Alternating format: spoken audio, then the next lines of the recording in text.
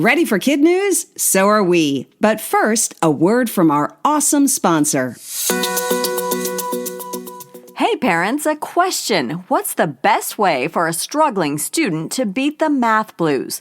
Decades of research say the answer is a dedicated one-on-one tutor, but those can be off the charts expensive and a gamble based on who you get. That's where Synthesis Tutor comes in. It's educational AI, the future of learning, and it gives kids a deep understanding of math and how to apply it to the real world.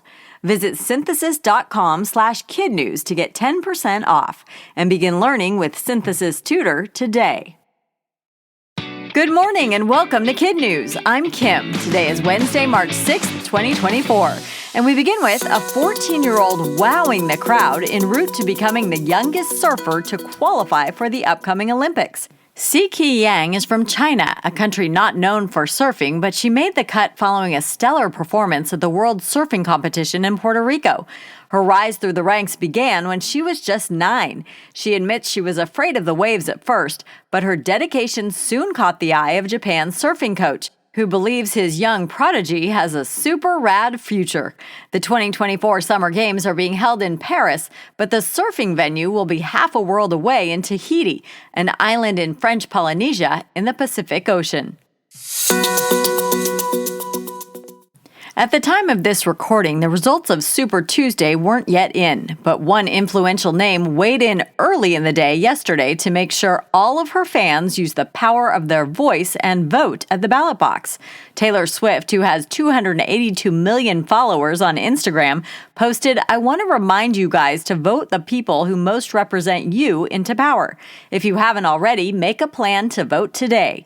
She also included a link to vote.org, which provides addresses of polling stations and hours. The pop star stayed out of politics early in her career, but started wading into issues and candidates in 2018. As for Super Tuesday 2024 results, we'll have them here on Kid News tomorrow morning. In space, all countries get along. A quartet of astronauts rode a SpaceX rocket off the launch pad on Cape Canaveral, Florida, Sunday night and spent 28 hours playing cosmic catch-up with the floating lab before docking early yesterday morning. 3 are from the U.S., and 1 is a cosmonaut from Russia. They'll replace 4 soon-to-be homebound space scientists from Russia, Switzerland, Japan, and the U.S. According to NASA, more than 270 space explorers from 20 countries have visited the station, which is more than 200 miles above Earth, bigger than a house, has 6 sleeping quarters, a kitchen, gym, and killer views. The annual sporting event known as the Last Great Race on Earth is underway. The grueling 1,000-mile Iditarod dog sled competition started in Anchorage, Alaska this weekend, with 38 individual mushers, each pulled by a team of 12 to 14 huskies. According to the Wall Street Journal, the 2 pups in front are the leads. They're the smartest and in charge of navigating obstacles. Behind them are the swing dogs. It's their job to make sure all the mutts behind them turn in the same direction as the leads. Next are 6 to 8 muscle huskies, and at the back of the pack are the wheel dogs, who make sure the sled can handle the turns. Blizzards are possible, and temps can dip to minus 40 degrees Fahrenheit. The pups all wear booties to keep their feet warm and safe, and vets are at various stops to check on their health. The race takes 8 to 12 days and could end in the city of Nome as early as next Tuesday. In today's Kid News Notes, it was a mega meltdown for Meta. For 2 hours yesterday, at least 500,000 people around the world couldn't log into Facebook, Instagram, or Messenger. The company apologized for the inconvenience and blamed a technical issue.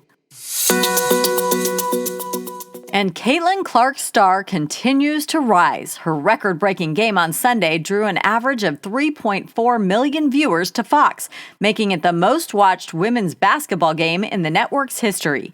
Caitlin scored 35 points to overtake LSU's Pete Maravich to become the all-time leading scorer for NCAA basketball. Still to come, why the makers of PopTarts are stalking the most popular pop star on the planet. But first, today's Kid News quiz. How old is the youngest surfer to qualify for the Summer Olympics? Si Ki Yang is 14. The Iditarod is known as what? The last great race on Earth. How many countries have been represented on the International Space Station?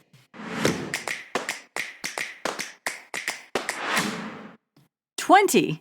Which social media giant had a technical meltdown yesterday that prevented 500,000 users from logging in? Meta. In today's KidNuz Kicker, PopTarts is the latest brand trying to jump on the Taylor Swift bandwagon.